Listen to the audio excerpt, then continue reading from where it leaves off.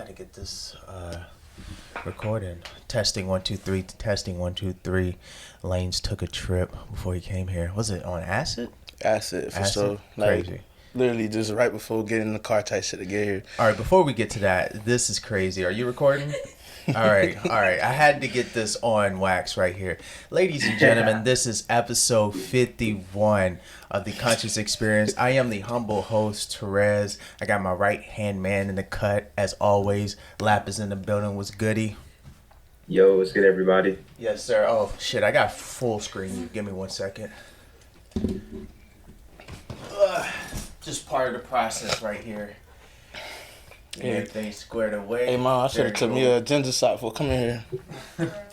All right. Let me get back on this. All right. Before we get to the episode, this podcast is sponsored by The Daily Currency. The Daily Currency is a financial blog that we post financial recommendations. Shout to Regis, family of the podcast. He is the essential author, the writer of the blog, and he gives a lot of great financial tips and recommendations on what to invest in. So check that out, man, if you want to make some bucks.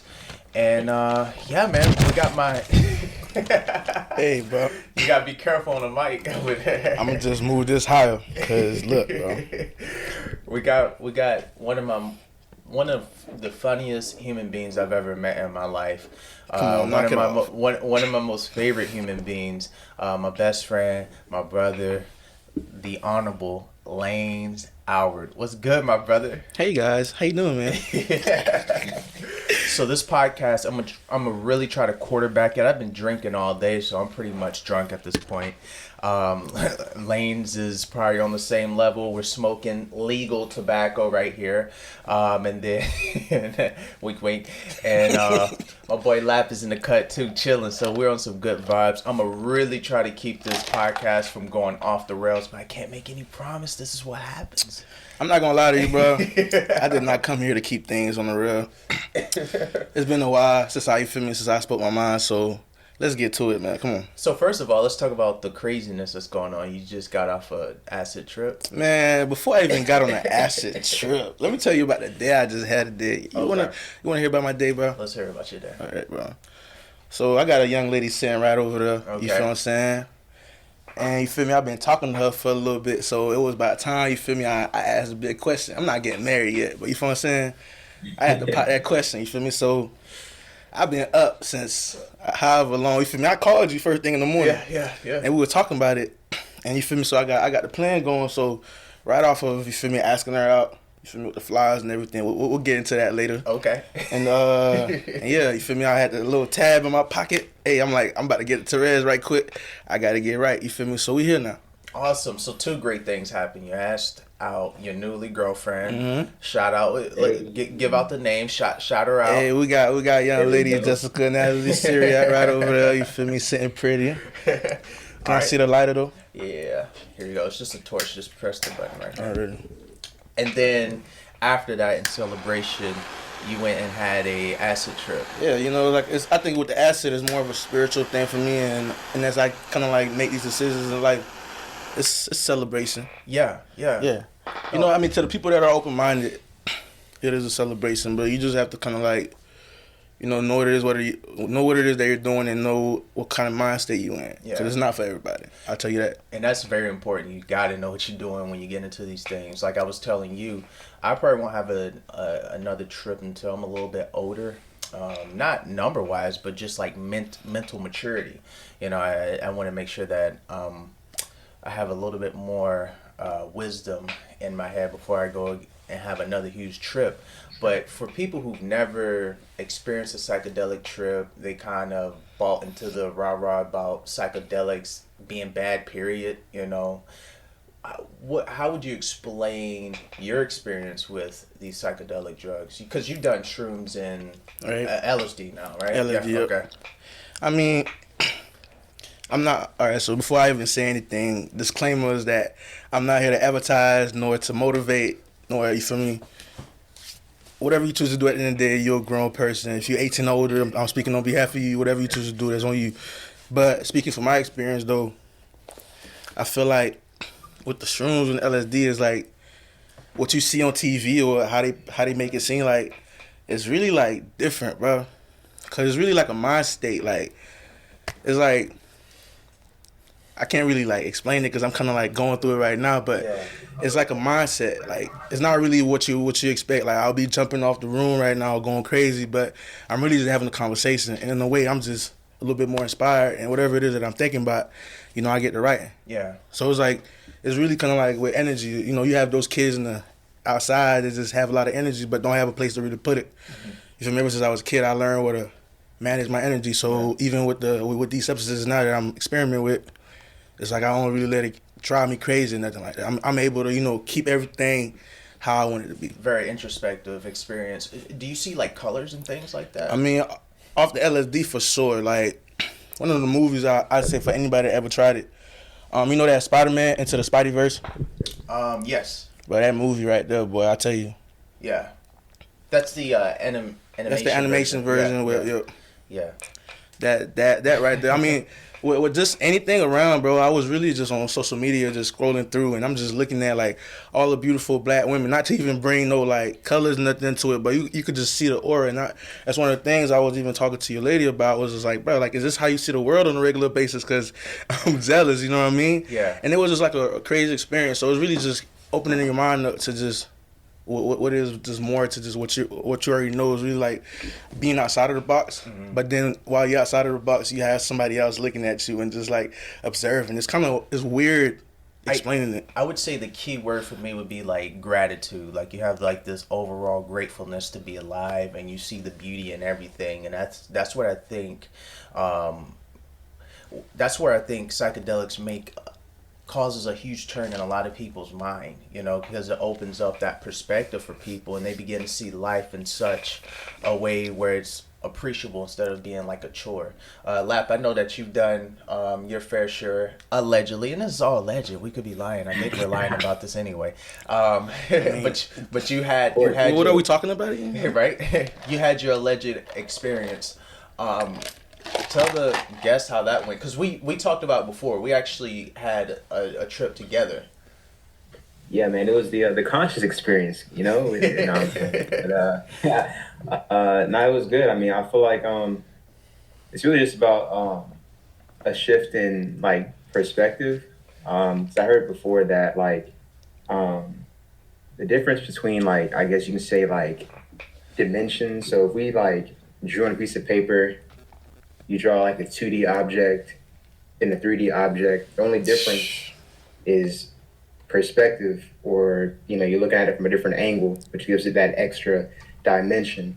So I feel like with psychedelics, it kind of just taps into that, and you're kind of like using a different part of your brain, and it activates different parts of your brain, so you see the different perspectives that are already here that you can't really tap into. Yeah. So one of the things I say on top of that too is, for anybody that's thinking about like tripping or anything like that, I wouldn't recommend doing it alone. Because a lot of times if you're tripping by yourself, it's like, what are you tripping for in the first place? Like, you know what I mean? It's typically like something that you do with someone else, and just to have somebody, you know, to surveillance you or something like that, you know, just to make sure you're straight. But nonetheless, it's something that you actually experience with somebody else. Yeah. Yeah, I would definitely say maybe for like the first few times. I know for me personally, I like to go on trips by myself and take like long walks in nature, because during those walks I'm able to have like this clarification of my life purpose, my life journey, and you know what this existence mean in the whole scheme of the universe. And you begin to understand that you're this like little dot on this huge circuit board of operating factors, and it really humbles you and centers you. And again, I think that's one of the best traits or qualities you get from those experiences. You become super humble. Yeah. It was like, as you talk about more about just that humbleness, it's like, bro, when you're really off that, time and everything else really doesn't even matter anymore. Mm-hmm. It's crazy, because I remember one of the best trips I've ever had was with one of my friends. I won't really mention his name, but he was supposed to be here today. You know, and it was crazy, kind of like the space that we went to. Mm. You know, we were together for like 10 hours straight, just, you know, just going on some brainwaves, just writing on paper all these different ideas, you know, and it was just like, dang. I didn't even know I was capable of doing that. You know what I mean? And for everybody that I tripped with, it was like a different experience or something different that I learned. Mm-hmm. You know what I mean? And even with you, like the first time I ever, kind of even though that didn't go, the best way, but even that, like we have different experiences, different depending on who we're with and the mindset that we're in as well. Do you remember our first psychedelic experience? I definitely do, bro. All right, remind the people how that night went. I mean, all right, so I think just as we were just talking about, knowing what kind of mind state you're in before trying anything that you never tried before. And for me, I think it was around a bad time, just all together, you know what I mean? And, I just graduated from college, and that's one of the things, I kind of have in writing for what we talk about later is just like, post-grad depression, like, what are you doing after you just graduated? So, I'm having to, figure that out.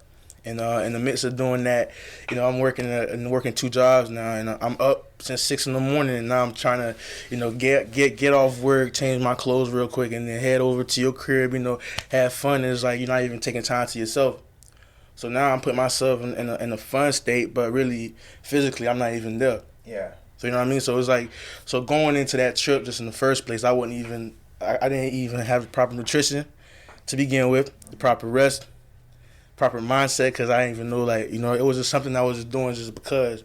And as you think about like shrooms or LSD, it's not one of those things you do just because doing it just because is what's gonna put you in that hole. You know what I mean? Mm-hmm. And so as I kind of like went in there just head first, being young first time, not really knowing what I was going into, I just kind of like dove in deep, and the trip was really just a bad experience. And you were there just like. Just present, even though you weren't really in my head, but just like for me, from the outside looking, like from the inside looking out, it was just like a scary situation. I know what trip you're talking about, but that's not our first psychedelic trip. So are you talking about? It was getting good though. Yeah, it was getting good. It was getting good. No, it was getting good. But I don't want to make. I want to make sure we're on the same page. Are you talking about the marijuana trip? Yeah. When we're on the beach. Okay. But continue your story, because it's sounding badass right now. No, for real. Like just you were there, bro. Like I was really just you're tripping. Like it was crazy, bro. Like we were you try to like put us on. You feel me? We were watching Animal Planet, like one of those Will Smith narration, one of those Tourette shows, whatever. And I'm just watching it, and I'm out of nowhere, like everything just started like going slower and slower, bro. Like I just started seeing every pixel and everything, and me being like a nerd, I guess. I'm just trying to analyze everything, and then my brain can't even do that for real. So, bro, I literally probably even had a seizure right there on the floor.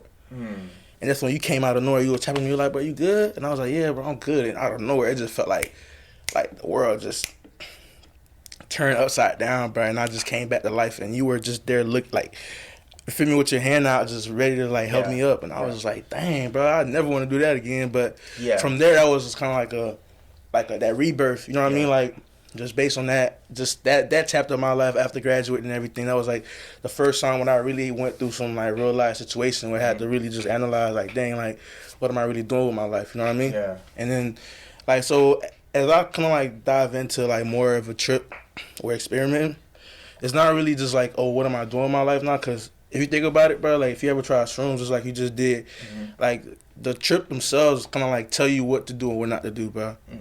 Like I promise you, like I admit it, like I had a nicotine addiction for 2 years, bro.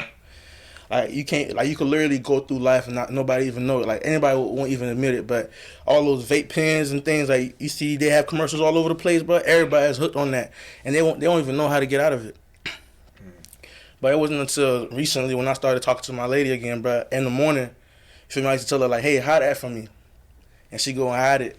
In the morning, I just wake up with like just craving this. You feel me? Just craving this. It's like smoking the blunt, but on a different level. Like your mind. Has nicotine in it? The nicotine, like it's just straight nicotine. Yeah.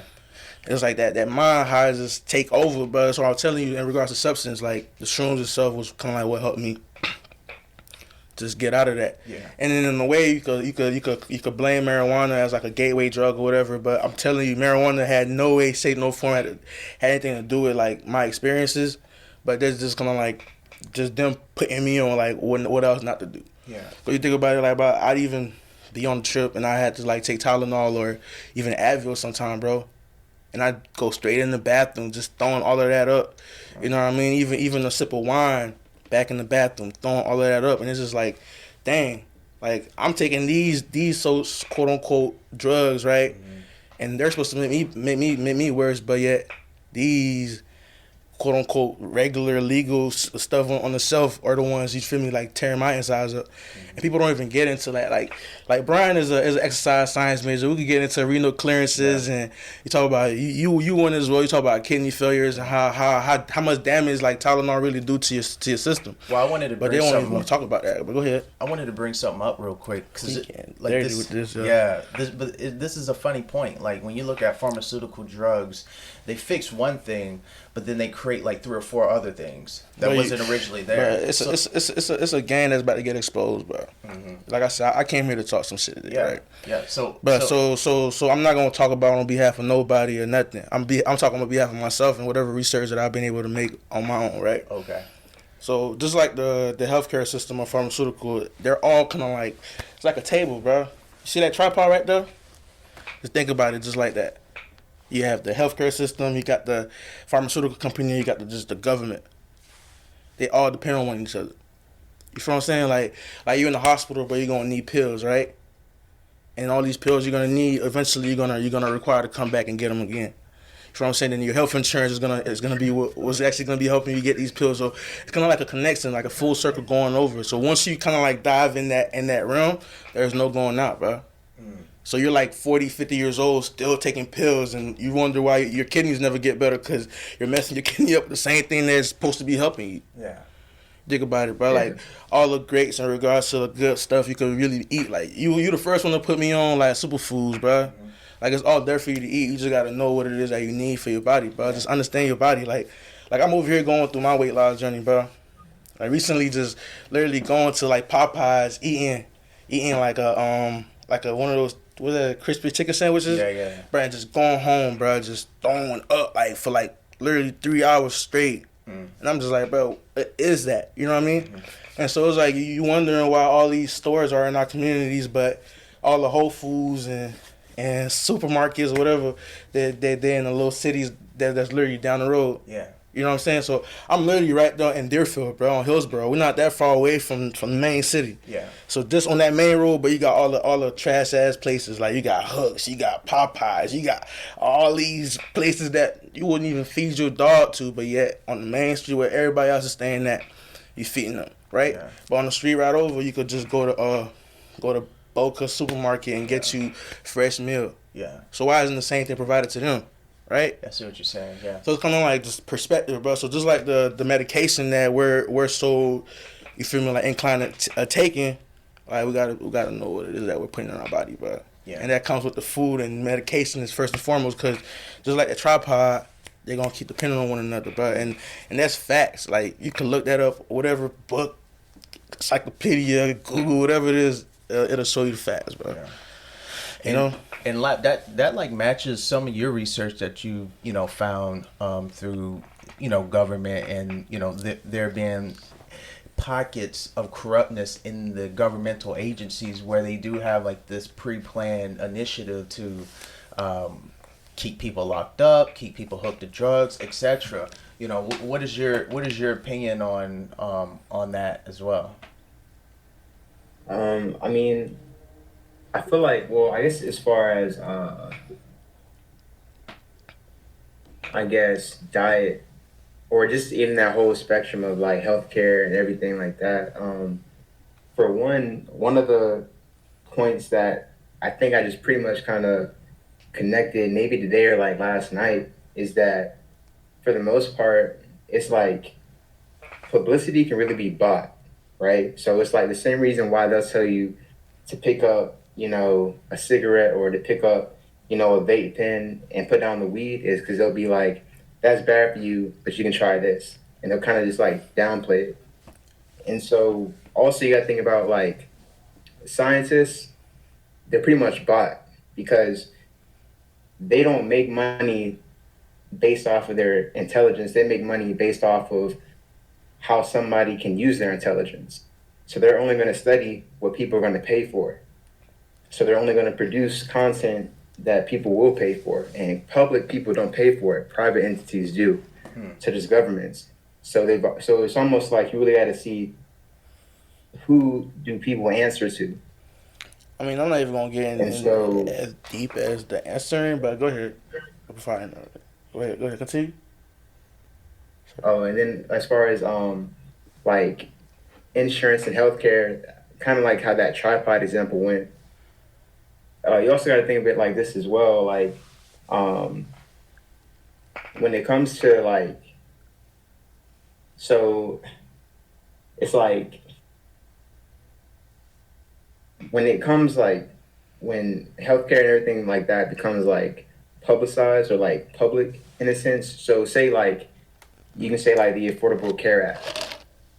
So it's like once the government gets involved, the price of the drugs are going to go up because insurance is going to pay whatever the cost is. Kind of like education, they can charge whatever they want because they're going to give you any type of loan amount. So it just kind of keeps people like trapped in like a cycle. But so I guess that's that tangent. And another thing that I learned was that tigers only eat once a week,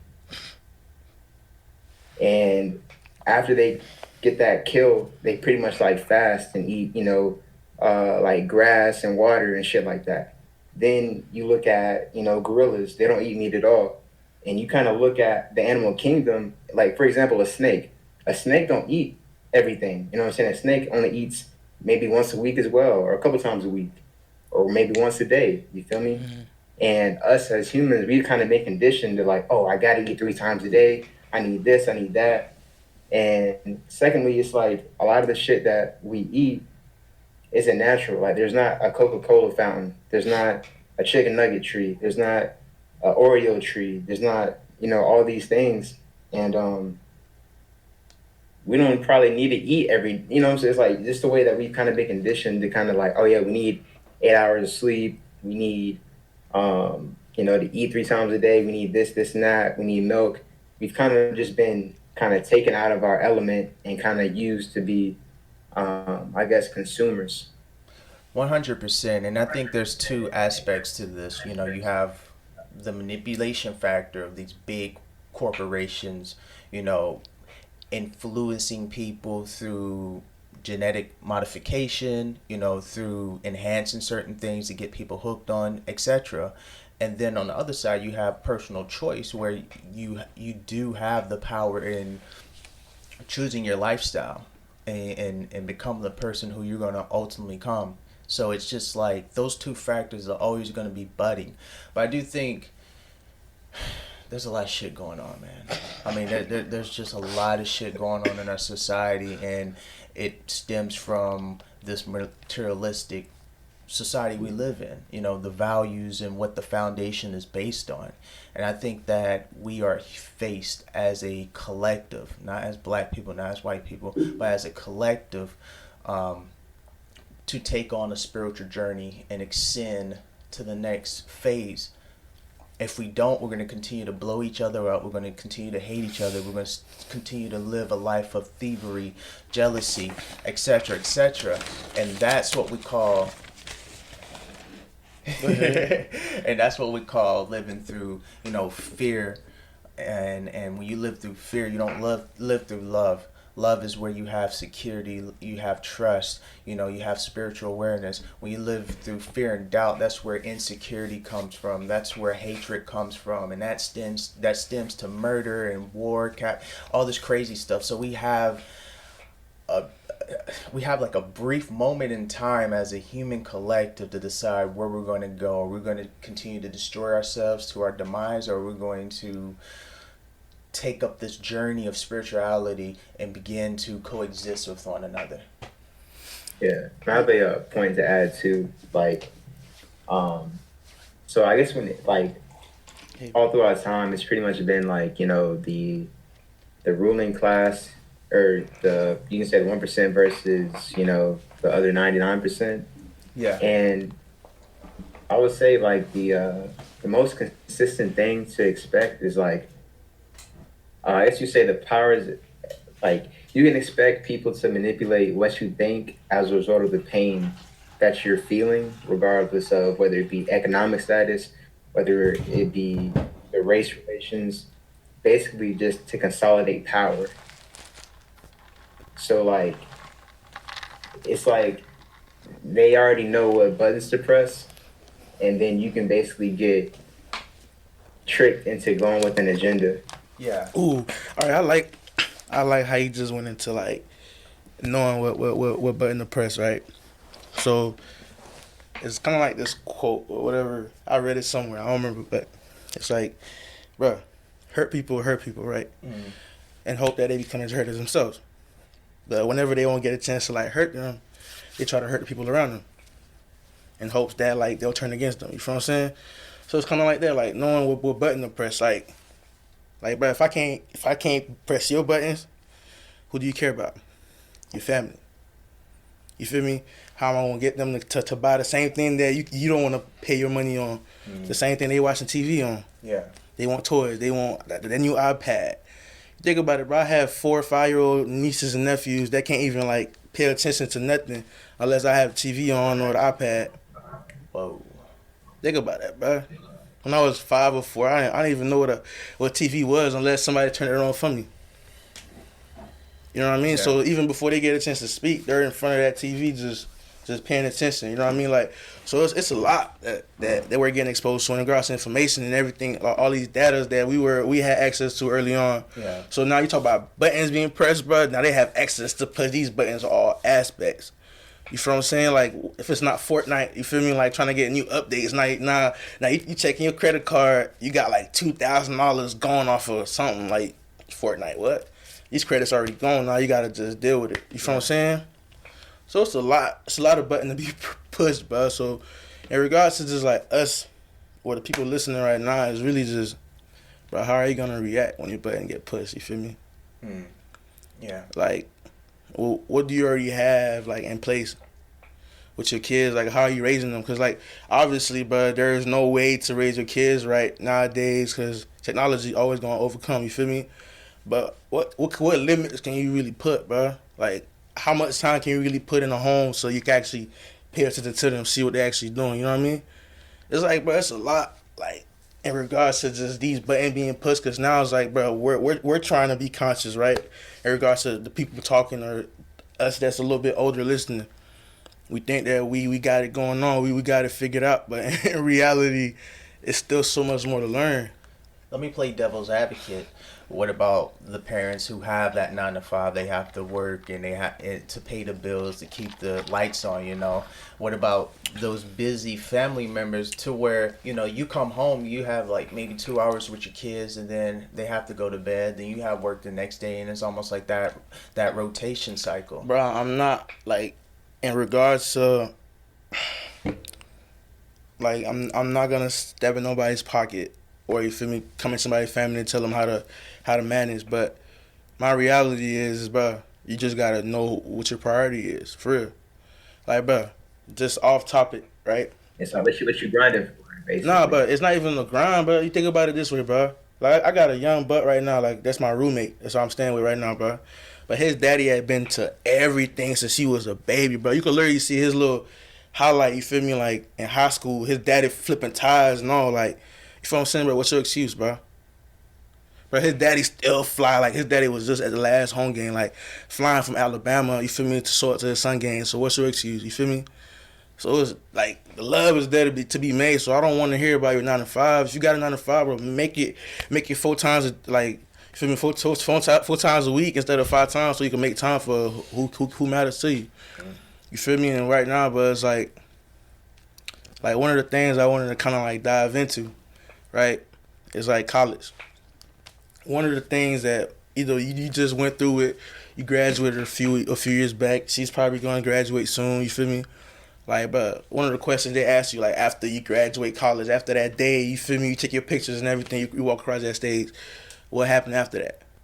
You feel me? Like, you get your dream job. Is that it?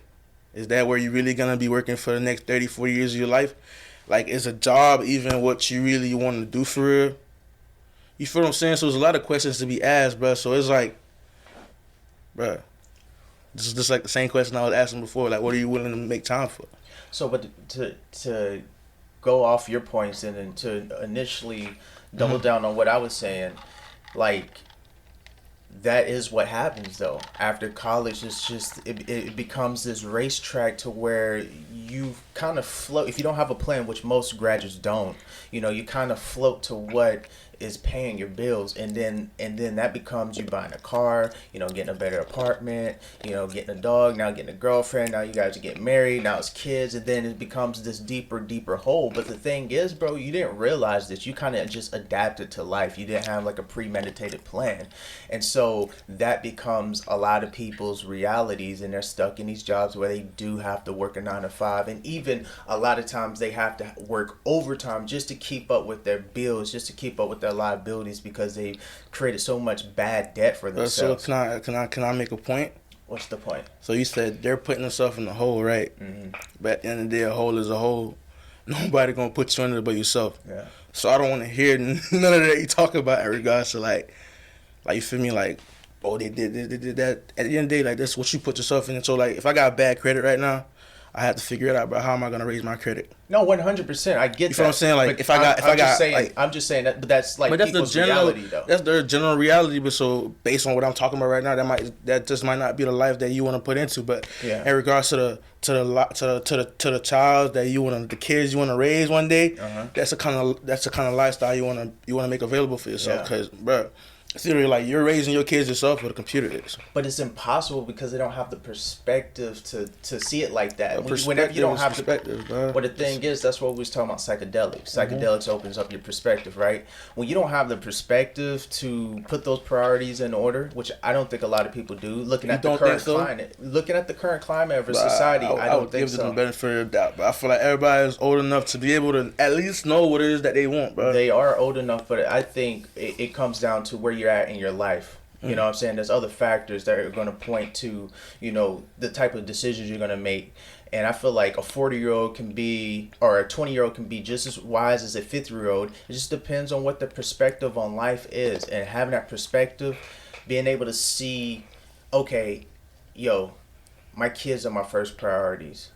Fuck this 9 to 5. I'm gonna work myself to be an entrepreneur. I'm gonna find a way to be able to provide my family. And if you actually do that, then you have that perspective of being an entrepreneur and spending more time with your family.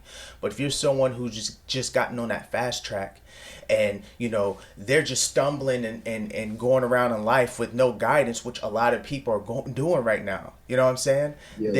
Then that's not a possibility for you right now. And that's all I'm saying. I like the perfect interjection to that. All that, because really, you know me, bro. I'm never gonna stop at the impossible stuff. Like talking about that's all you could do. Like, you feel me, like, bro. Like before I lose my train of thought, but it's like, bro, nah, I don't want to hear that. Mm-hmm. It's like, bro, it's trillions of people. Like my sister, like not to even sound like one of those old heads, nothing, right?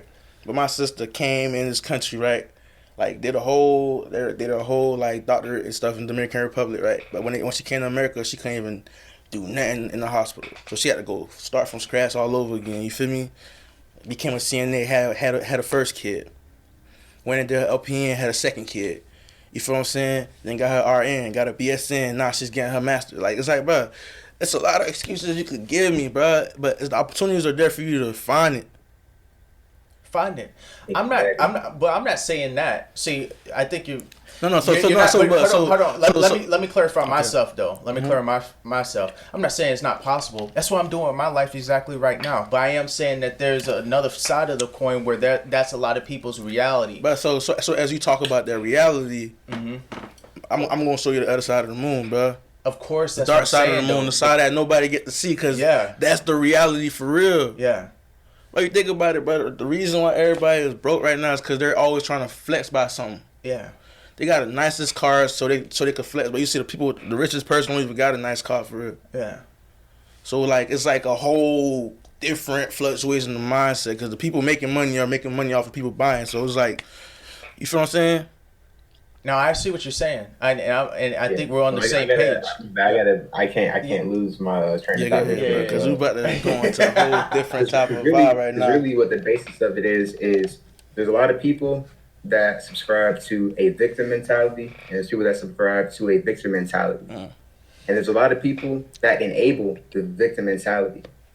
And at the end of the day, all you need is one excuse. People gonna give you multiple, and all you really need is one reason to do. Yeah. And regardless of whoever it is, we all got 24 hours in a day. And like from that point, it's like the reason why some things appear to be not in people's train of thought or perspective is because motherfuckers don't have a plan. They just go through life on autopilot because paths are already written out. What's You know what I'm saying? You didn't have to think about going to college. You didn't have to think about going to high school. You didn't have to think about getting a job because these things are all laid out for you. They offer it to you. You know what I'm saying? You don't got to think about getting a house. You don't got to think about getting a car. You don't got to think about, all these things that are all laid out for you. So a lot of people, I feel like the reason why a lot of people have, kind of like a depression after college is because they never really had, like, you don't really have a plan per se. Right. In a sense, like you have a plan, but it's like not your plan. It's almost like a blueprint that was already laid out. And now that you're out of that space, you got to figure out what's your blueprint. But you know, like him talking about that. You know what that remind me of? You ever seen that last scene in Avengers, bro? When like Thanos just sat on the edge. You feel me? After he just murked everybody and it was just like, you feel me? Just like, damn, what else? Like, what now? You feel me? And that's literally kind of like what I think about on a regular basis, bro. Like, what now? Like, do I go back to school and learn something else? Like, do I get a job for it? Mm-hmm. You know what I mean? Do I start my business now and get it going? And hopefully by the time I'm 30, 40, like, I don't have to worry about working anymore. Like, it's so much, bro. So, as he was talking about having all these different ideas as well, it's like one thing that I had to learn to do myself was like building that narrow focus, bro. Yeah. And literally, I just did that like probably this past Friday, bro. I got me a life coach, you feel me? And literally just all these different ideas and all these different things that it is that I want to work on, like, we start talking about it, you feel me? He's building me a program and we could start doing that, you feel me? Like, bro, we could talk about mental health, like, talk about you feel me, undergrad depression. Mm-hmm.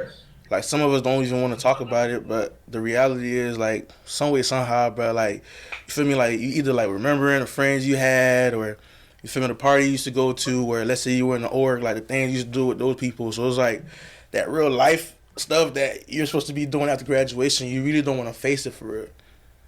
Yeah. You know what I mean? So it's, like, it's almost like that Will Smith video where you got to, like, jump off the building and really just see what the hell is on the bottom. Yeah. You feel me? And that's really just like post-grad. So as you're figuring it out, some of us are like, you feel me, studying to go to grad school or already got accepted to grad school. You feel me? Some got to come back to school and take credits again. Like, it's a lot they still figuring out, bro. So within that year of figuring out, like, a lot could really happen because you could have to go back home. And as we already know, like, a lot of us, after 4 years of being away from your parents, like, moving back into the house is not the best, you feel me, it's not the best situation because you already have your own personality. You already know what time you coming home. Like, it was never an issue. So now living with your parents is like a whole different, you feel me, and just adding more to adding more fuel to the fire. So it's a lot more to, that they got to think about. Yeah. And so now you're forcing yourself to probably get an apartment. Yeah. That maybe you're not even in a financial situation to really afford, right? And I'm talking about that on behalf of myself. Like, but I'm over here living in a nice self apartment. Feel me? After a year, like, just graduating, I'm sitting there every day, like, damn, bro, do I really like deserve to be here? Mm-hmm. But then everybody I talked to was like, bro, it's not really deserving, bro. If you're blessed, you blessed. You feel me? But it was still a lot to think about because you think about like where you starting off. And for me, I've never been somebody shiny or nothing. Yeah. You feel me? I like as long as I have a roof over my head, I'm good. Yeah. But for other people, they like that mindset. So you just really have to find how you live, bro. And hopefully you did major in like engineering or something that's gonna give you some good money, or your parents had some good connection. It's like, bro, at the end of the day, I think connection is really gonna be the biggest part of like what you do after you graduate, bro. 100%. Because I say you probably gonna need a support system, some sort. Like for me, that never had a parent to go back to. Like being an Omega Psi Phi Fraternity Incorporated, that really gave me a support system. Like I had all my LBs, you feel me? They had my back whenever I had money. You feel me? Somebody just give me some food. You feel me? I had my little brother Josh. You feel me? He just joined PPM now. Like for me, he always had my back, gave me some gas money or something. Yeah. So for me, you always got somebody around to just hook it up, bro. But not everybody really had that because let's say you didn't really build those relationships while you were in college. Imagine you just stayed indoors all the time, like you didn't meet nobody. So it's like, how are you gonna manage after college?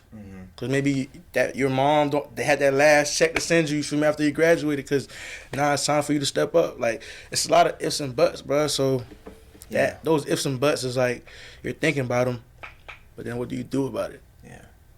You feel me? And that what do you do about it is kind of like what would leave a lot of people on the cliffhanger, and like just making them wonder like, what do I do for real? Yeah. And then who do I talk to about doing something? You know what I mean? Kind of like mental health. That's when you start sitting there in turmoil, bro. You might even get a job. Like I remember one of my biggest issues, right, after graduating, was I wanted to get a job because everybody's gonna ask you, hey, bro, what you doing after you graduate? I went and got me a job at LA Fitness. I ain't even want to put names out there, but either way, I went and got me a job there, and it was probably one of the worst decisions I could have made in my life. Probably getting paid like $2.50 an hour, like. I'm not talking about $250. I'm talking about $2.50. So they're expecting you to make money off of commission, but how do you survive selling that? You feel me? So it was like falling into that realm again, bro. So now you got to find you working 2 jobs.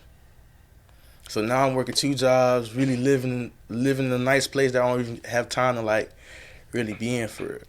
Yeah. So like now you trying to balance like life and work. Yeah. And you have no real responsibility. So why are you doing all that? So it's really just knowing your place, dog. Like, I mean, besides knowing your place, really just having somebody around. Like, for real, like having a real life friend. Like I see you had Brian this whole time. Like, you feel me? I just be peeping style. Like, just, you feel me? I just be linking up, doing all that. Like, that's cool. Yeah. You feel me? Like, I like that. Like, keeping people close to you, bro. Like, he's all the way, you like in Texas, right? Yeah. See, in reality, there's no reason to keep talking to each other, but y'all still close, you feel me? So that's like, that's where the love stay, like, for real. That's one of the connections you can make in college. You definitely, in your circle, you have to have people who, you know, are honest with you and real with you. You know what I'm saying? And I think that's something that I've really tried hard to, is to have people like you, Lains, you know, people like Brian, and even my girl. My girl is the number one critic. But it's good to have that real feedback so you can continue to provide a real personal assessment for you and become better as a person. But man, that post-grad struggle is crazy, and it really does challenge your mental health. For me, it was the first real challenge for my mental health. I think I've always had this time clock in my head, and it's because I've had this childhood of where I was always told, you got to go to college, you need this job, and you need to make X amount here. You know what I'm saying? And because I was programmed to think like that, I never ever gave myself the time to slow down and to appreciate myself, you know, provide self-care or whatever. You know, I just kept redlining myself. And when you redline like a car, like when you have the car engine is constantly going, like something's going to break. And for me, something broke, and I had to really fix it. And I think psychedelics helped out a lot. I think meditation helped out a lot. I think finding my spirituality helped me a lot. But, you know, and I think that's a lot of people's reality. Can you talk to the effect? Let's go in a little bit more detail about mental health and the challenging times of dealing with post-grad. I mean, bro. So, I mean, I can't really speak on behalf of everybody, bro. And I'll say on your experience. On my experience, but then I'll also put it this way, like, especially for genders, it matters too, bro. So, like, for me, like, as a male, I could sleep on somebody's couch and that'll be nothing, you feel me? Whereas you have a young lady, like, you can't really just have them sleeping on the couch. You can't really have them. So, when it comes to a living situation, now you have to really find you a bedroom, you feel me? Like, you have to really, like, think about all these different things, because safety is a matter now. You feel what I'm saying? Because no matter how you like it or not, bro, there's a lot of weirdos out in this world. Yeah. So you can't, like, that's the safety of just that couch, bro. It's not safe enough. You feel me? Especially not for me. So speaking on behalf of just any young lady out there, I wouldn't recommend it. But if you do have that friend you could trust, then you could just crash there for 2 weeks or 3 weeks. You feel me? Do it. But I already know, but I done been in all situations, but kicked out on some, you feel me, just trying to help somebody else in the situation. Really? Yeah, bro. Like, easy money. Kicked out. You feel me? Like I'm not gonna talk about nobody's name or whatever, but feel me? Like my lady had to, feel me, hold me down for for a few weeks till I got my own apartment. You feel me? So graduated college, was right back. You feel me, in the dorm room again. You feel me? So it's like, damn. You think about like you're always trying to move forward, but I just left here 2 weeks ago. Yeah. So when you think about depression, bro, like think about waking up every morning just like being in the same dorm room again, trying to like sneak out because I just joined a frat. Yeah. You don't want nobody on campus to see you. Like, bro, you just graduated. What you doing here? Yeah. So it's like a lot more than just like, even if you don't want to think about it, bro, it's the reality. Yeah. So now the pressure on me is to, bro, I got to get out of here as soon as possible. You feel me? And I'm dealing with my other like personal issues. So like, I don't want to be here, bro. Yeah. You feel me? So behold, like, bro, God came through and I was able to get me an apartment. But even with that, they ain't even like solve any issues for it, bro. Because then now it's like I have shelter, and that comes, and now I have to be able to uphold it. Yeah. So now I'm looking at Boca Raton, Deerfield area. You're looking at $1,700 a month. Tell me how I'm gonna pay that? Like, Yeah. hey, bro, I'm 22 years old, bro. For real. But hey, made it do what it does. Like, that's what I'm telling you. Not everybody's gonna want to really do it, but like, if you already like, I'm one of those people who's like, bro, like, you really gonna have to put yourself in one of those situations, especially if you don't have good credit, or if you don't have no credit at all. So you're having to put yourself in these brand new apartments that don't really have no credit check. So, but the only thing is, the price is usually high. Yeah. So now I'm looking at an additional $300-$400 a month just off the fact that like I'm just building my credit off of just, you feel me, renting off them. Yeah. But did that for a year. So now you feel like that's just the thing I was talking about, like really just working 2 jobs. Yeah. So you'll find yourself working early in the morning, bro, working afternoon, trying to just upkeep all that lifestyle that you really don't even get a chance to do for real. Yeah. So now you driving to work, falling asleep behind the wheel, real life. Yeah. You know, I'm not the only one, bro. Yeah. And some of us, you feel me, you still get stuck to that college lifestyle. So now with all of that, all of the situations you already got going on, you got to find a way to cope. So you got happy hours with your friends, right? So now that's how the drinking habit started pulling up. And it's easy, bro. It's like that loop. It's easy, bro. I don't know. Like I'm just talking about it because I was literally I just dove my feet in it. Yeah. Like literally, bro. Like you working so much, you don't even got time to work on yourself. Like, thank God for, like, coronavirus, bro. Like, I hate to say it. Like, you feel me? Rest in peace to anybody that passed away due to it. But it really had a lot of people to step back and think, like, damn, bro, what have I really been doing with my life? Think about it, bro. If you working, you never really have a time to really sit back. Even when you're going on vacation, but you working for real. Because sometimes you might even take those overtime hours. Are you in that loop? I don't want to be in that loop. So as I had these conversations with like-minded individuals, you feel me? It's just like, damn, like, what are y'all doing now to like really just keep your mind like, you feel me, straight? Cause I'm not any perfect. You feel me? Yeah. So it's just like it's a daily battle, bro. And to anybody that's really, feel me, like just graduated, is about to graduate, it's just really like I see a daily battle, bro. Yeah. So the earlier you can have a plan, like a set plan, something to look forward to. Yeah. And there's nothing wrong about being a student. I think, especially when you're in your 20s, this is the phase of learning. I mean, you're always going to be a student in life. You're always going to learn in life. But I really think that when you're in your 20s, you're learning like the basic essentials of how life operates and who you are as a person. And so I really do think that day-to-day assessment is 100 spot on. I really do. And I think preparing for a better future, if you're in a tough situation, is also a good philosophy. Like myself, I come from a single parent household. You know, I'm going to make sure that I do things right now in my 20s so that when I'm in my 30s, 40s, and 50s and on up, I can live an easy life. I don't have to worry about finances. You know what I'm saying? I get to spend more time with my kids. I get to spend more time working on my spirituality. And I think that, you know, that type of thought, that type of introspective thinking could really save a lot of time and really help. So I'm going to add on to that, bro. Like, being where we're from, like, bro, I'm from Haiti. So I got cousins that just, you feel me, that just came to America doing the same thing that I did, bro. So what part of Haiti? What? So I'm from like the second capital of Haiti. So Cape Haitian, Ocat. You feel me? But yeah, I wasn't waiting for you to say something like that because I already know that's the only thing he knew, bro. Okay. This is an inside joke. People don't know what you're talking about. All right. So back in my pimp days, I was. I would tell like the young females on campus like, yo, I'm from Ocat. And the way I said it, I had no accent. I'm from Michigan, so my, whatever. And so like it was always a weird moment where they like deep down they knew I was lying, but they didn't want to address me, and it was like funny, embarrassing. It was like whatever because I thought I was doing something, but keep going. Nah, but so when I talk about like opportunities, bro. So for me, my cousins, they're up next. Yeah. So you think about it, I graduated a few like just last year. You feel me? Just this past summer, me and my lady went up to UF. You feel me, to drop off her sister and my cousin. Mm-hmm.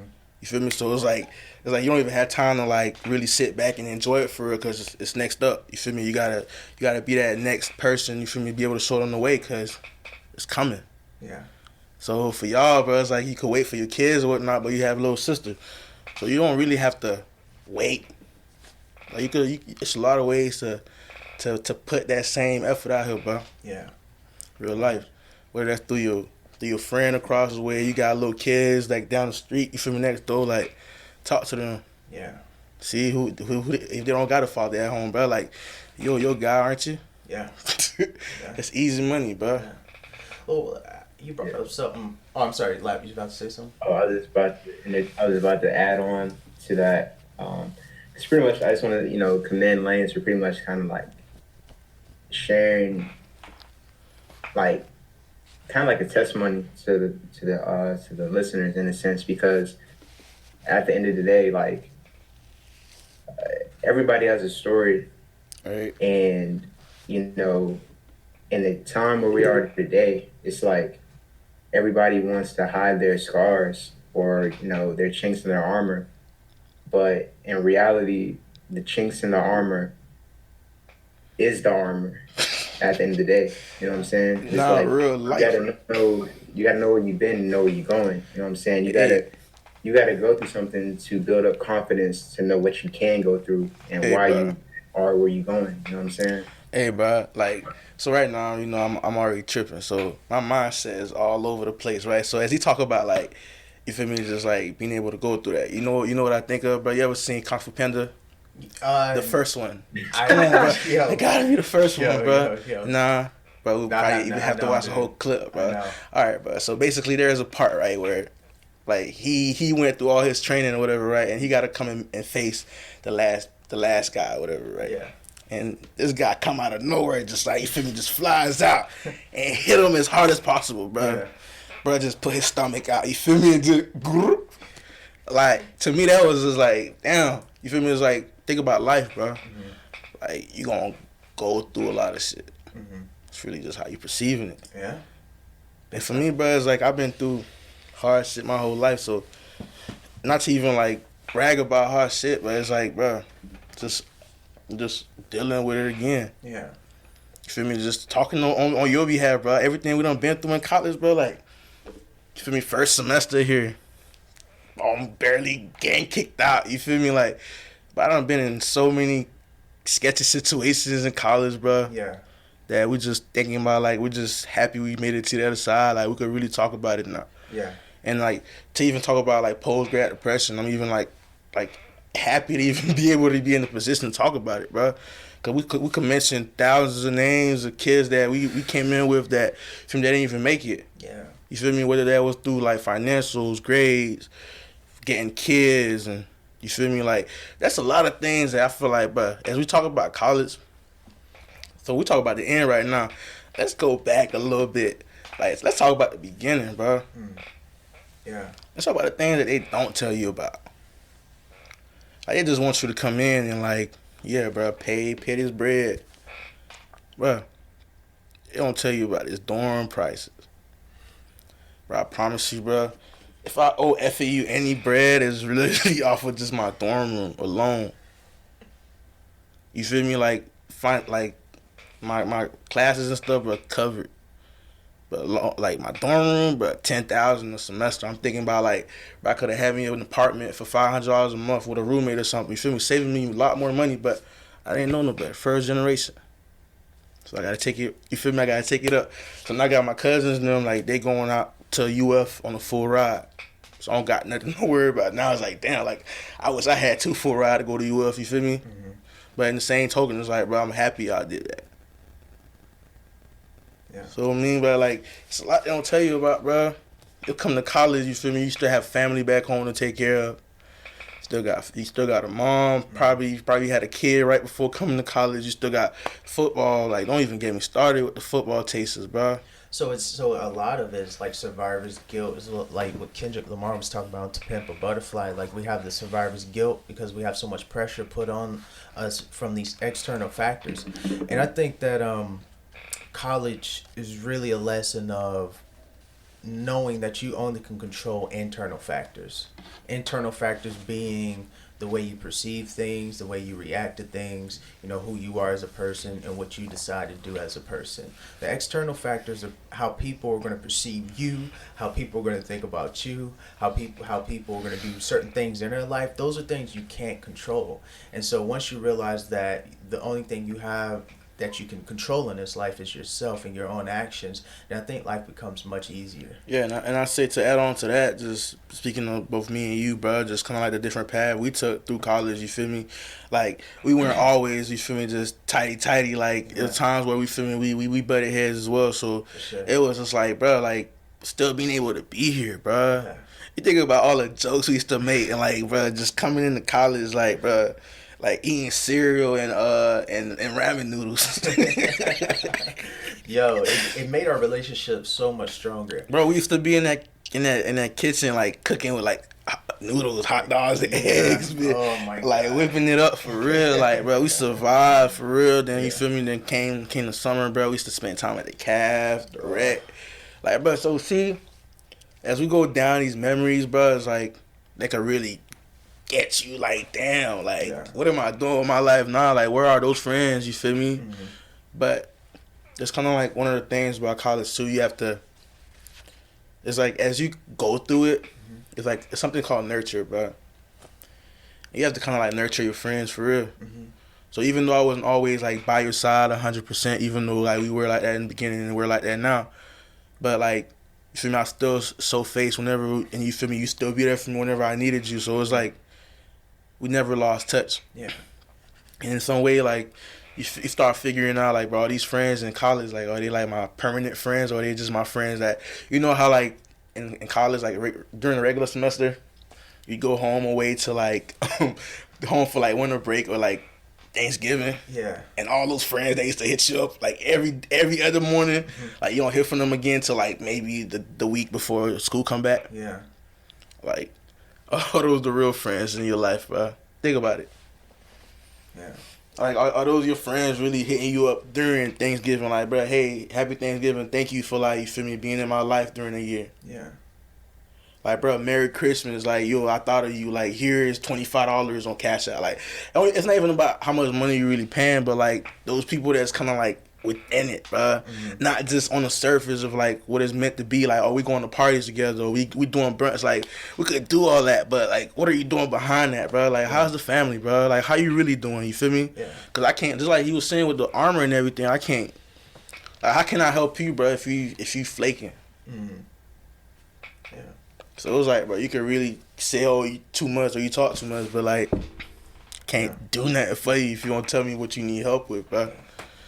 So it was like, that's one thing I had to even admit to myself, for real, like, bro, you can't. Well, to me, college was like a facade. Like, you know, obviously I met my best friend. Obviously right. I met, you know, the woman of my dreams. But kind of outside of that, you know what I'm saying? Also other key people. But outside of that, it's like, we were put on stage. We was like nourished in this environment where we wasn't touched by the real world, but we saw glimpses of it. We saw pieces of it. Man, that bit was a utopian world. But go ahead, dog. Yeah, let me. And it's just like, you didn't see the debt accumulating, but you knew it was, and then all of a sudden you graduate, and now it's all there for you. The audience is revealed for you. You see what reality is. You're introduced into this fucking shithole of a world. But what's that movie, bro? With Jim Carrey, bro? Damn. Y'all know what show I'm talking about. I know what you're talking about. It's like the Mandy Show or something like that. I'm gonna have to Google that real quick. Google. I don't. But like it shows you like, and that's why I think post graduation, that's the thing. You know what I'm saying? Especially if you wasn't taught at an early age how to equip and deal with the world. Some people do have parents that equip them with those. The Truman Show. Truman Show, bro. Yes, bro. Like that's kind of like what it is. It's like how once it's all said and done, and for me, this is what I was telling everybody. Like, once you walk across that stage, behind the stage, you start seeing, like, bro, that was the President Kelly. Like, yeah, he's smoking. Yeah. I'm just talking smack. Nah, but on the real, like, when you start seeing the real life fact of, like, dang, like, this is everything they've been hiding from me, because now you're either working in the school yourself, or you're having to deal with what college is bringing you, like them fighting you for your own diploma, or like them trying to ask you for some more money, something like is gonna come up. You feel me? So, I mean, but not to even be a Debbie Downer, bro. I'd say, besides the bad part of FEU, I really just like want to focus on the good part, bro. And like you think about all the good memories really made, like, bro. You think about it, college really is that one time you never forget about. Yeah. And I just hope, like, you really just get in there, bro, experience it for that time frame that you can, and then just get out. It was so fun, bro. Those are some of the best moments still in my life. I just graduated, whatever, but I'm just saying, like, those are going to be lifelong memories, bro. We had so much fun from, like, longboarding to the beach, you know what I'm saying, going to the beach, joining certain organizations. It was fun. So I feel like college, what it was essentially is like the parties. It's like a season. Like you think about like a show or something, right? Mm-hmm. It's like a season, bro. And the season was college. Like, you feel me? And you just learned all these different things. And now, like, based on the next season, you get to kind of like build off of like these different episodes. Yeah. You feel what I'm saying? Like, let's say it was wakeboarding, bro. Like, you know how many times we done went to the beach. Now, like, when you get older, you could think about, like, yeah, we went to the beach and we did that. You feel what I'm saying? Or you might know somebody there now that do what you need to do. Yeah. You feel what I'm saying? So it's like being in college, don't just stay in your room. Don't only just go to parties. Like, bro, we turned up. Like, I'm telling you, bro. Like, we did all of that.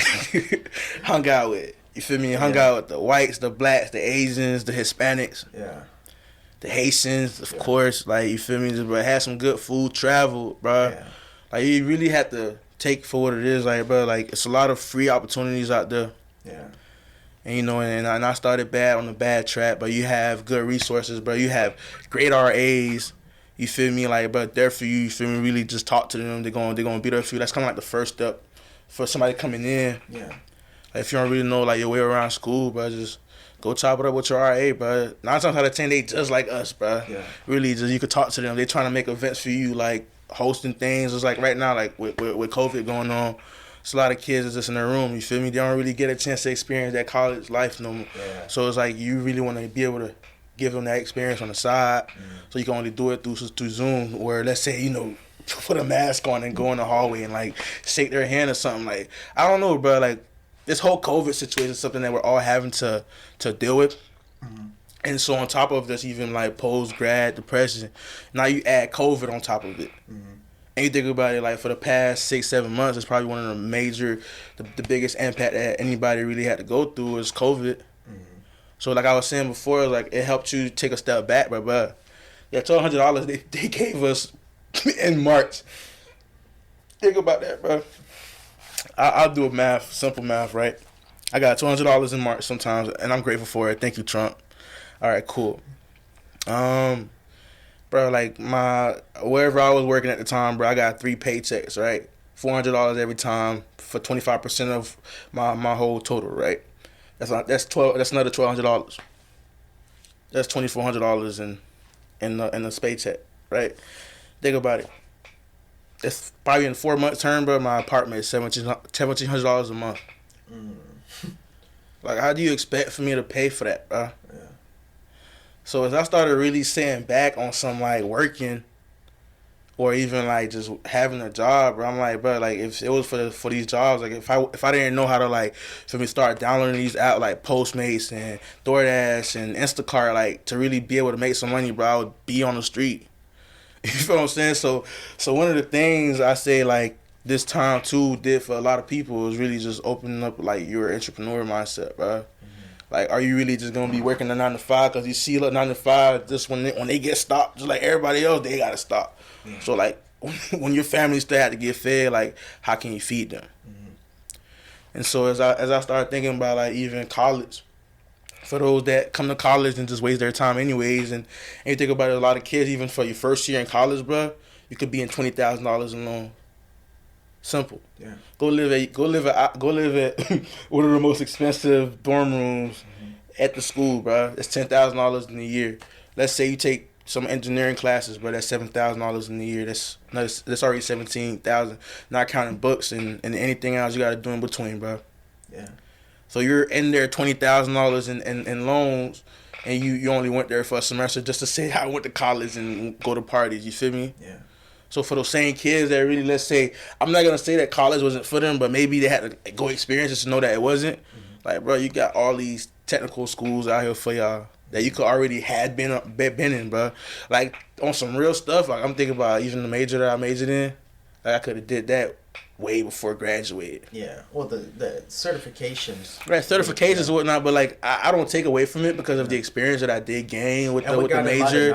And the knowledge is like, bro, I can never get that back. But it's like, bro, I'm thinking about for the time and the money that I'm getting back for it. It's unmatched, bro. Yeah. But so I do thank God for like from the connection that I've been able to make and the people that I met here, bro. So it's kind of like even beyond just college itself, I'm looking at like even the lifestyle, like the people that I meet and like where I'm going on a regular basis. You know, it's kind of like just influenced by just college itself, and I can never I can never like get away from that, bro. Yeah.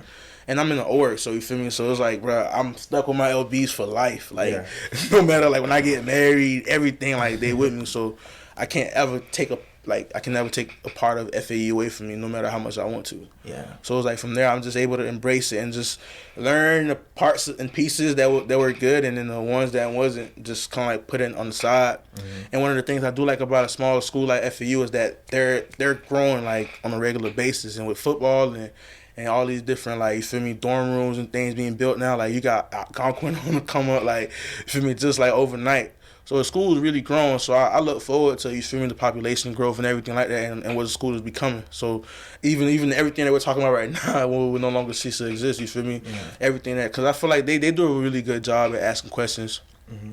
For the most part, and I feel like they really do big on diversity. So in regards to that, they have a lot of representation, just like, you know, different people speaking on their behalf on just like different things to do on campus. So you feel me? I feel like FAU do a pretty good job on that. So I feel like even in a few years when all these different kids start coming around, because you have kids from Temple started, you know, after 1 year, just it was a wave of kids from Temple came up here. Yeah. My freshman year, a lot of kids from Miami and a lot of kids from, you know, Fort Lauderdale, a lot of kids is actually coming to school, bro. Mm-hmm. So that was a great sight to see, and I look forward to it. Yeah. So even with the college education, where, you feel me, like even if you go to technical school, I feel like everybody deserves to at least get away from home for a little bit. Mm-hmm.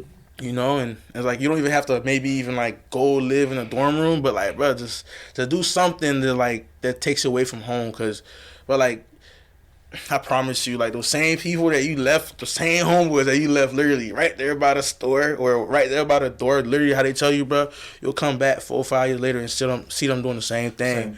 Probably just gain a little bit of weight, grew some hair and gain some kids, bro, but doing the same thing. So it's like, bro, it's like, I don't know what's the word for it, cause it's like you always you would want them to be doing on the same track that you're in.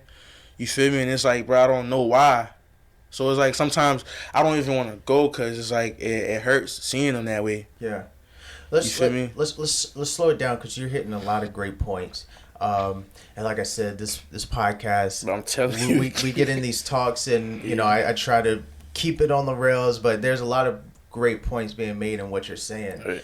and I 100% agree with what you're saying. I think, you know, me and Brian agree on this as well. But as far as like how I see college, if you're not doing something like an engineering or like medical doctor or something like that, I really don't see the need for it. No, I not think going.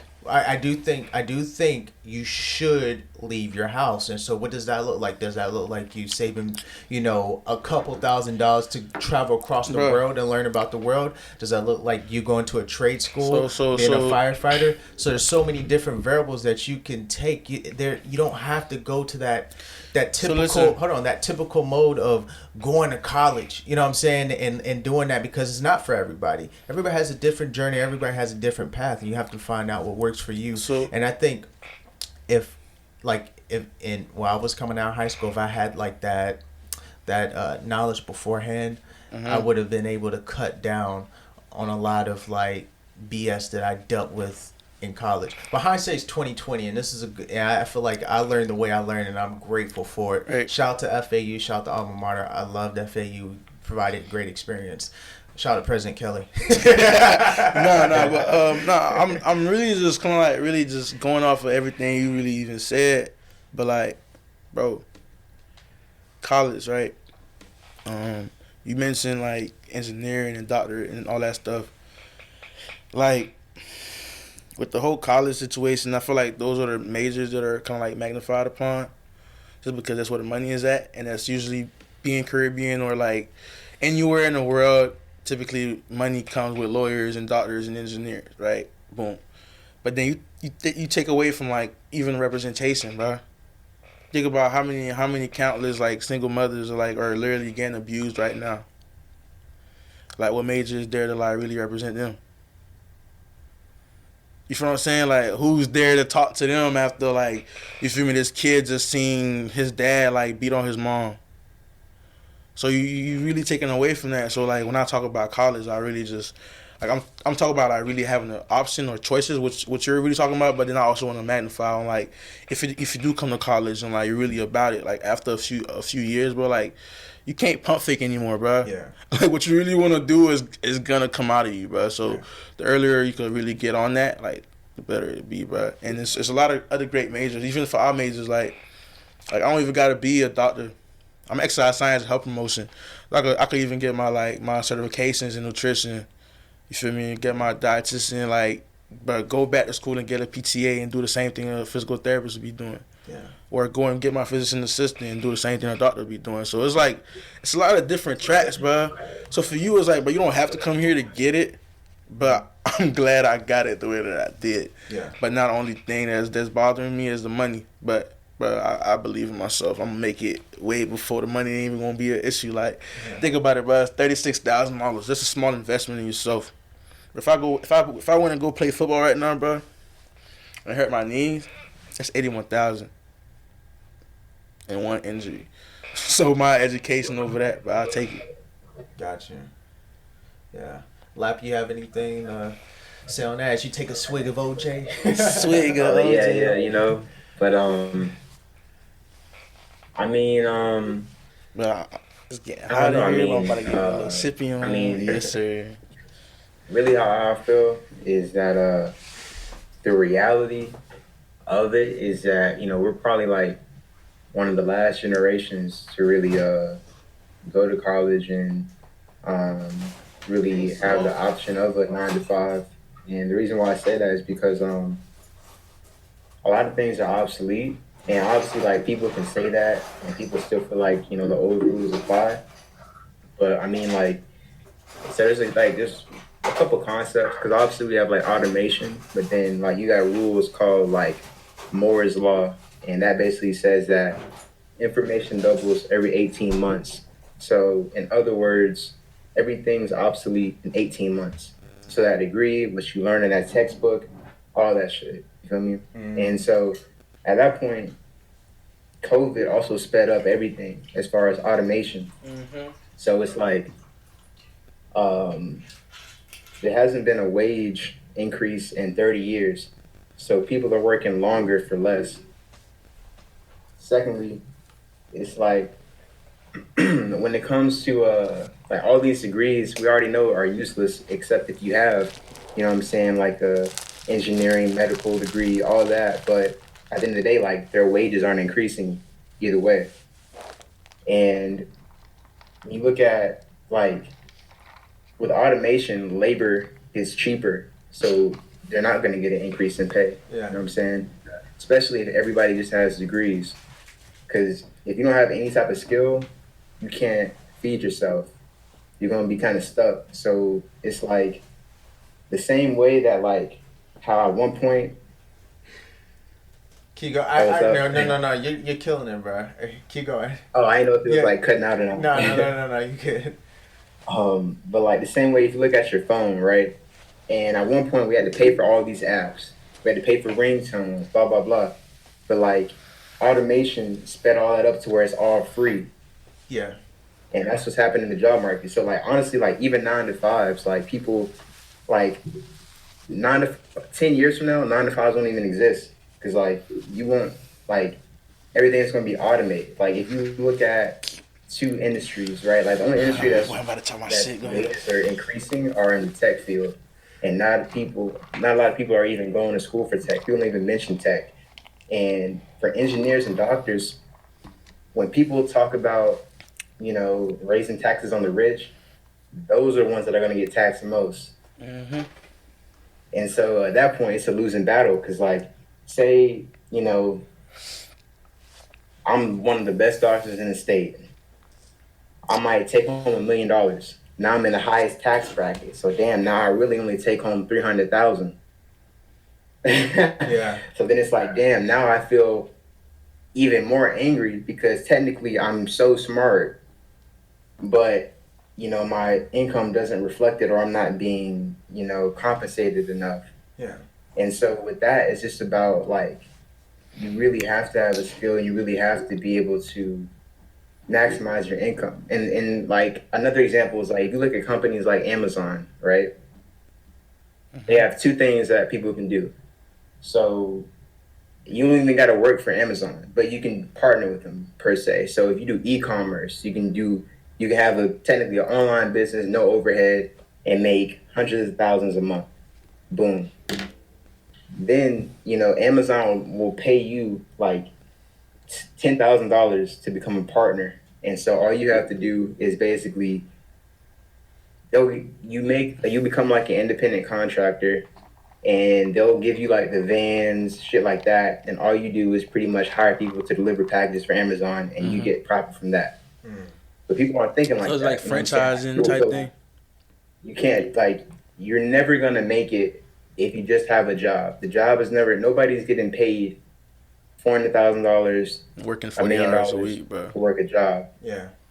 And so, like, what people got to realize is that you really just have to use it for what it's worth to build up the second streams of income. Because, like, even with that, like, even if you become like an independent contractor for Amazon and you hire drivers, you already know that autonomous trucks are coming. So it's like that job's gone. But if you're that person that's hiring people, it's better for you because you cut costs because you don't have to pay people. Right. So it's just like understanding like these shifts that are coming because like trying to break the bridges, like middleman, like it's like going directly to the source almost, right? Exactly. Because like if you look at YouTube, right, you can watch the top professor at Harvard teach the same business class for free. Right. If you can watch the top professor teach biochemistry for free. But that's because they have so many views. It's like they make the money back anyways, bro. Yeah, and secondly, it's like you already know it's more so like a monopoly in the sense that like colleges don't have to pay taxes, in sense like everybody's is it general colleges or just private colleges? Say that again. Like with the tax situation, is it more private or public schools? I think I'll say for sure public schools don't have to pay taxes. Okay. All right, go ahead. But I don't know. I know for sure public, but I don't think either of them really have to pay taxes per se. Like unless it's like property taxes, depending on the state. But they pretty much can make all the money in the world because you're obviously going to get like federal funding, things like that, and you can charge whatever because you're going to get the loan for it. You know what I'm saying? Like, Right. it's different if people were able to pay out of pocket, but like everybody's taking out loans, so like that's why they can charge more for online classes than in-person classes, or somehow online classes can fill up. You know what I mean? So it's like really they're just kind of going off of their status. It's like a status symbol more than anything. Like there's no value. It's all status. Yeah, you start losing that value for real. Mm-hmm. Especially if you start going more to like the public schools. Like the public schools already already were losing out in the first place because you start having a lot of overpopulation and you don't have enough professors to replace these all these kids. So they're already kind of like going on the wrong path in the first place. But for more private schools, same thing is happening now too, bro.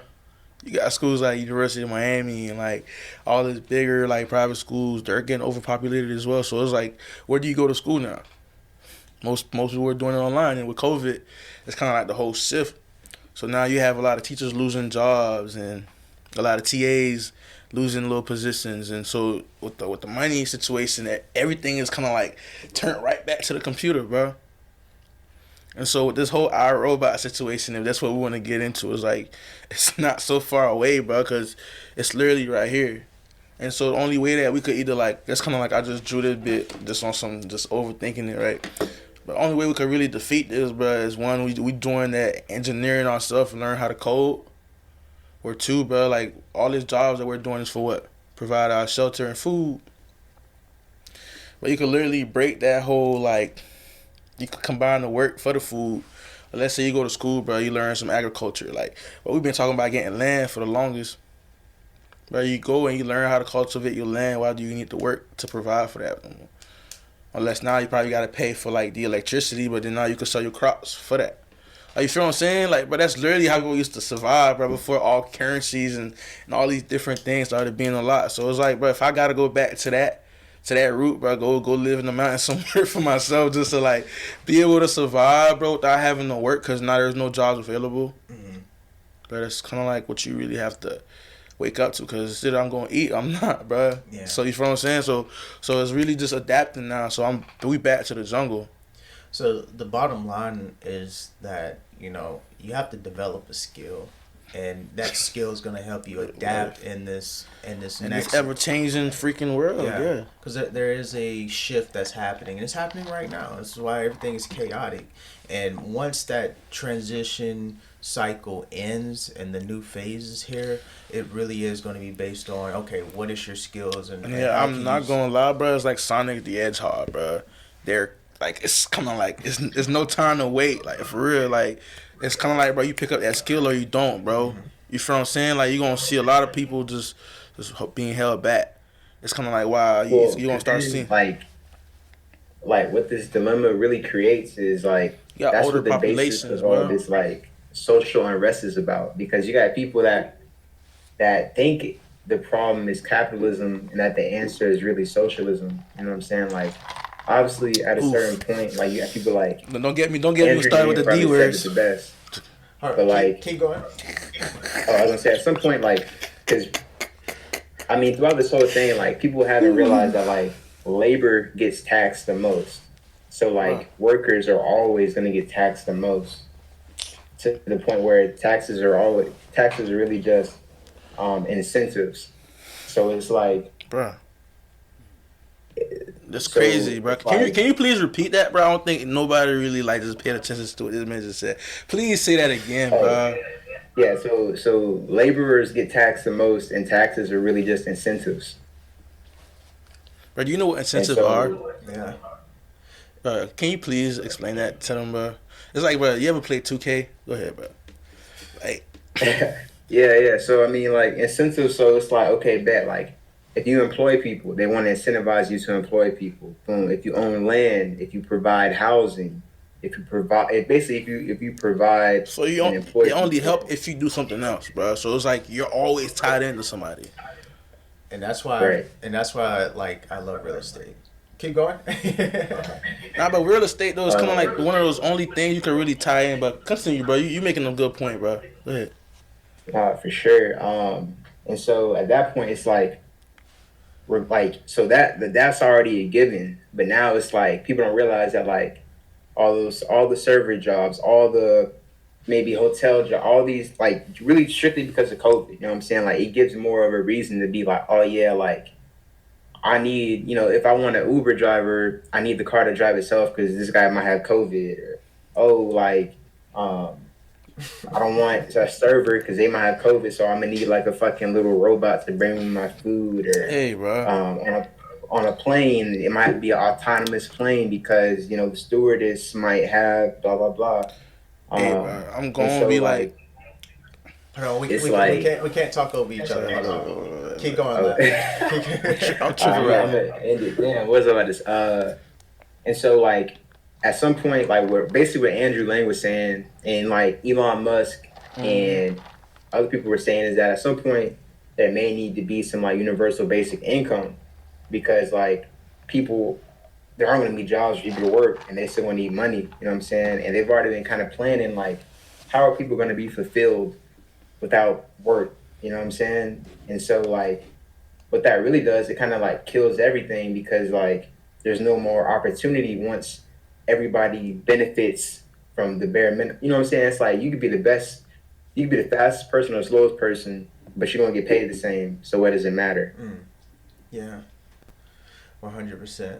And I kind of want to go off topic a little bit because speaking of COVID and speaking of all these different issues that are so happening right now, you would think that the Ghislaine Maxwell situation and the Jeffrey Epstein situation would be at the forefront. But it seems like that has gotten swept under the rugs. And I'm so fascinated with this because it's like, how big of a joke is this world? You know, you look at the strongest country, quote unquote, the most powerful country.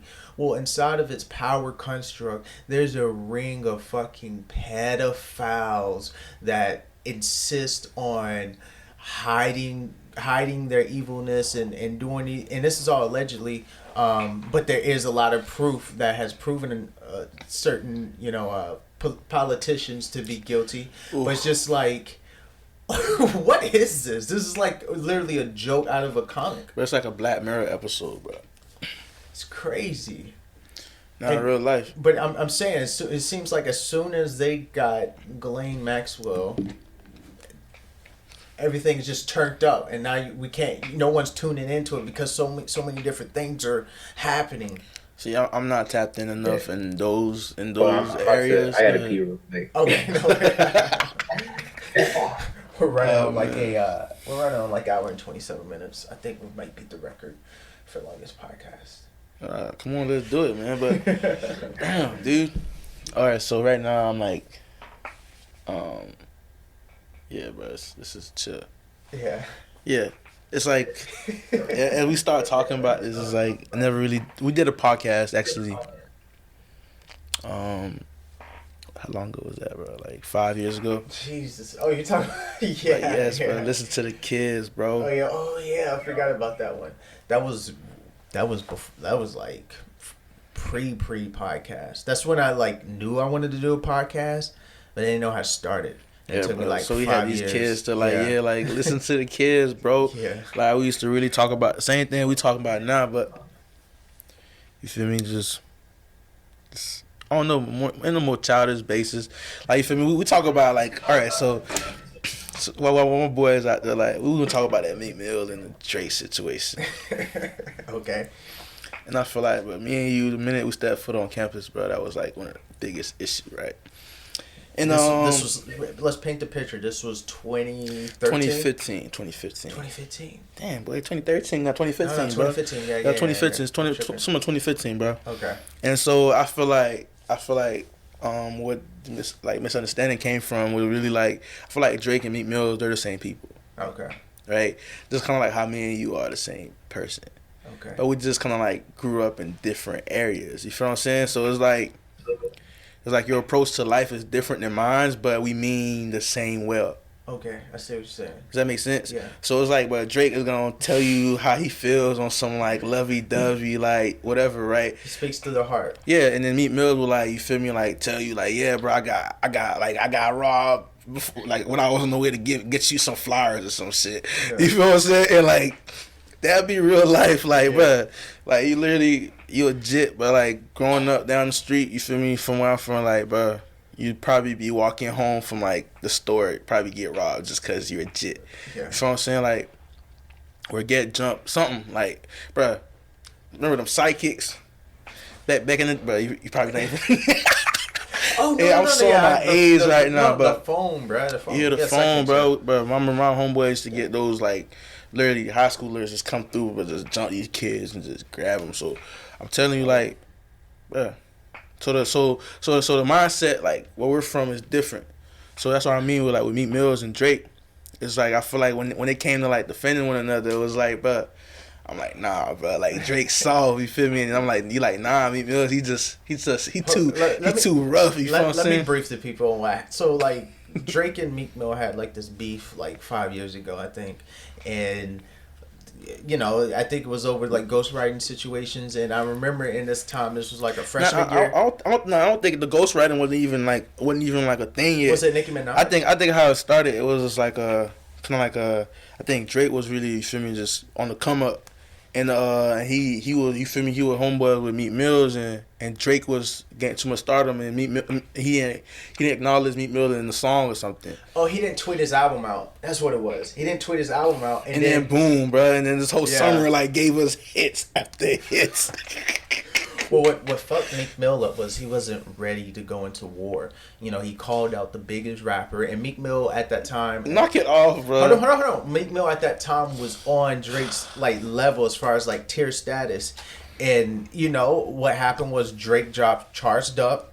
It took Meek some days to drop his track, which was I Want to Know, and it wasn't. And then Drake dropped Back to Back. Yeah. Wait, did Back to Back come out before I Want to Know? But either way it goes, but I just knew it wasn't looking too good. It wasn't good. It wasn't good for Meek, and he got beat fair and square. No, but what I meant to say though, you feel me? Like 5 years later, as we talk about this again, is like that's really what I really felt that it was. Because at the end of the day, they still ended up, you feel me, like still being cool. And that's kind of like one of the things, and we're gonna talk about this in regards to beef or whatever, right? Yeah. Wait, who do you think won? I mean, I don't think it was really a win, bro. I feel like they won. They both won. I'll tell you who I thought won. I think Drake won. But that's the marketing scheme, Therese. I understand, but I'm talking in good faith of rap politics. Okay. All right. So entertain the bullshit. I think Drake won the battle, but Meek won the war because everybody knows that. Because he got exposed, and I feel like ooh, you know, I'm gonna actually dive into that a little bit. That hurt me because at the time I was saying, Drake was the best rapper of this generation. So you know what kind of happened with that? You know how like Drake being who he was at the time, feeling really like invincible. You feel me? Was just walking around, just like, you feel me, acting like he was invincible for real. And so what Meek Mill did was shook him up a little bit and expose, you feel me, a part of his armor. Yeah. And so what ended up happening is now shook him up a lot. Shook him up. Now you got people like Pusha T, like seeing, you feel me, a way in, and you got Chris Brown. So you got other people just seeing the way in, and now they're just going in, really just annihilating. You feel what I'm saying? And DJ Drama exposed that though. DJ Drama exposed. I mean, but in regards to exposing, bro, like it really exposed nothing even though. All it did was like, bro, because at the end of the day, we all knew somebody was writing for somebody. I think most people didn't think. Most people did not know that Drake had ghostwriters. So it's not even about the Drake. Like Drake was just like Drake is a pop star, bro. At the quantity that Drake, listen. At the quantity, that time, just listen. No, it was always like that. At the quantity, unlike we were talking about this earlier, right? Like Kendrick Lamar. At the quantity that Drake is releasing music, he can't be producing that by himself, bro. Unless he's really off the drugs, it's like, damn, like somebody else has to be helping him, right? So that was already a given. So his whole exposing was that like he was trying to act like he was one of those rappers that like Joey Badass or you feel me, or like Tupac just or Jay-Z that don't even write down nothing and just you feel me be behind it. But he was never known for that in the first place. But he tried to portray that. So then now it was like, bro, I'm trying to expose you that that's not who you are. Like just like everybody else, you got somebody writing your songs or you got somebody singing your song for you. Like that's all it was. You feel me? So then just kind of like with the exposure, all that it was is like I feel like Meek Mill really did was humbling. Yeah. Well, I think no one what made people shocked about the whole thing was like people didn't expect other people writing for Drake's raps. Like the hook is one thing, and even producing. Obviously, he's not producing all this stuff by himself. But when you hear someone saying top five, I'm the best of my generation. When you position yourself like that, and it's not authentic, you're like insulting the intelligence of the fan base. And you have to get, and it's almost like it's like a double whammy. You know what I'm saying? Because you're saying you're this, and then you get exposed, and it's not really like that. So it was like a moment of embarrassment. So to you, it was an embarrassment, but at the time, bro, like when I look at it, bro, it's like the numbers don't lie. They don't. It's like I feel like they both probably came up off of that. But can we talk about two different cultures though when it comes to like just stardom in the first place, because you got exactly. Those that write out for culture just because of numbers, and you got those that actually you feel me will grind it out to the last second, you feel me, without having to sign to nobody. So wait, say that one more time. So you got those mainstream individuals like the Drakes, right? Like I was saying before, they're gonna be putting out songs because people want songs. Then you got those like the Kendrick Lamar that's dropping like a few every 4 or 5 years. You feel what I'm saying? Okay. That's kind of what I'm telling you in regards to credibility. Like nobody never discredited Drake for not being a superstar. We knew that that's what he was. Yeah. Like we knew he was international. Like if we were to put Drake and Meek Mills in the same category, we already knew that Drake would beat him over like 3 times over. You feel what I'm saying? But the reality was kind of like bringing the culture back to where we at. Like talk about the streets. We talk about like real life, like what you actually went through. Like not what somebody else wrote down for you. Like you feel what I'm saying? Because now he's walking around rapping about this stuff, and now it's like you got real life, like where you got Chicago dudes, real life living that situation. Like you got rappers on a regular basis passing away because of whatever they were rapping in the song. Mm-hmm. You feel what I'm saying? So for Drake, this is why we call it culture vulture. It's like, bro, you're rapping about something you're not living. So now when they bring it to you, now you want to start bringing security around. So it's like it's kind of like a lifestyle that it's not for you, bro. So I'm not even saying that it's for me and nobody. It's not for nobody, bro. On the real. So it's like to rap about it, especially you having that mainstream. Like you actually have kids looking up to you, bro. Like you're a pop star. Like you got kids 5, 6 years old, just like a Justin Bieber looking up to you, bro. So you rapping about stuff you're not even living for. So what good is that doing, bro? Yeah. You feel what I'm saying? You already have the rappers doing that. You already have the culture. You already have the place for them to listen to that. Mm-hmm. But when you're a mainstream artist like a Drake, bro, you can't, certain ways you can't move, bro. You feel what I'm saying? And it's kind of like, one of the things I really liked about Meek Mills is that even though Meek Mills was a rah-rah, but that rah-rahness about him really exposed him. And that exposure really kind of like made Drake step back a little bit. And in that sense, I feel like Drake don't take nothing back from him, bro. Like he's a great artist. You feel me? He had hits on top of hits. I can't take nothing back from it. I still have bangers I was listening to. You feel me on the way here? Like, but it's kind of like just you looking at stardom, bro. It's like LeBron James, for example, bro. Mm-hmm. Like just like the beef we talking about right now. It's like no matter what, like he's always gonna have that hatred. Like always somebody gonna talk bad about him. You feel me? Because that's just a part of life. Mm-hmm. Like once you're doing something that everybody else can't do, they're always gonna have something to say about it. So now it's really just choosing sides. Yeah, but at the end of the day, Drake has probably achieved the most mainstream success you can ever achieve as an artist. You know, he is considered one of the best artists of all time. You know, I'm pretty sure. And I mean, those are fandom. But I'm just saying, I'm just highlighting his greatness. But I think what really stunned everybody is that Drake comes from rap. He started off rapping, mm-hmm. and the fact did he start rapping? like he comes from hip hop. He wasn't a pop star first and became a rapper second. He was a rapper first. He came out of the rap world first and then entered into the more pop of world. the. Okay, go ahead. So I know what you're trying to say. He was like an enigma. He was his own thing. Like, because even like Jay-Z pretty much called him like a breath of fresh air.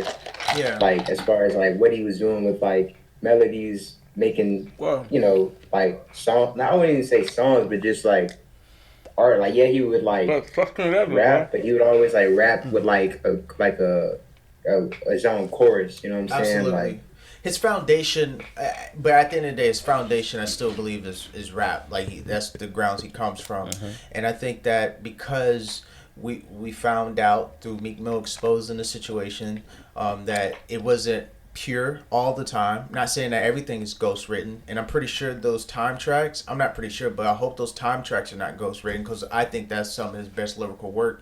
But it's just like you see that and you become disappointed as a fan. And I was kind of disappointed as a fan that the person I thought was the best rapper of this generation had help, and now for me this is like this doesn't really matter at the end of the day. But for me, in my little rap fantasy, I'm like, damn, well, I can't consider him the best rapper anymore.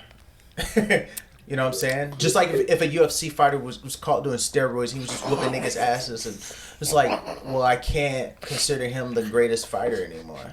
Like, he cheated. And this is like the argument in 2015, bro. Think about the stuff you're arguing about nowadays. What are you eating?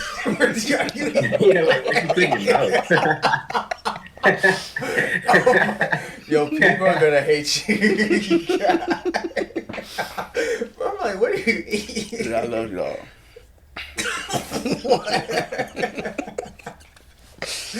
Okay. All right, we gotta bring this back on the rails, guys. we got a little too lit. You're hot? I ain't help, All right, we're gonna cut this up shortly. This is like we're probably at like the record as far as like longest podcast. Dude, we gotta do this more often though, man. This is good conversations, dude. Yeah. Like, I appreciate y'all for just having me in. Just let me talk my shit for a second. Yeah, no, 100, and I love to have you, man. You're my best friend. Guys, if it seemed heated at any time, that's what best friends do. That's our relationship. That's my brother. Don't think I hate Lains. Don't think Lains hate me or anything like that. We love each other, man. Sorry for the ice joint. Next episode, I think I'm going to have a Brazilian Jiu-Jitsu player come on. So we'll talk about the game, talk a little bit more about fighting and, different aspects. He's like a philosopher, like older type guy too. So I can't wait to have him on. Lap, you have any closing remarks? Nah, man. Just appreciate everybody listening. If you haven't, check out the ebook, Money the Currency of Illusion. It's on Kindle. Type it in on Amazon. Check it out. It's just a quick read. Promise you'll take something from it. 100. And where can people find you on like social media and stuff? Tag yourself. Yes, sir. All right. So you can find me on IG at the Honorable Lains Albert. And you can find me on Twitter at Socratic Justice with a 4 as the A. So yeah, man, just tune in. You feel me? Tap in. We got some great stuff coming, man. Yeah. And for sure, and I definitely want to come back on the show again. Like, I appreciate y'all, man. I like the vibe in here for real. Like, you feel me? I definitely want to have a little kickback, like, throw me a little spot just like this, like, for real. Like, I like this. All right, y'all boys. All right, much love, my brother. Already. That caps episode 51. Bam. That was funny, boy. Am I gonna get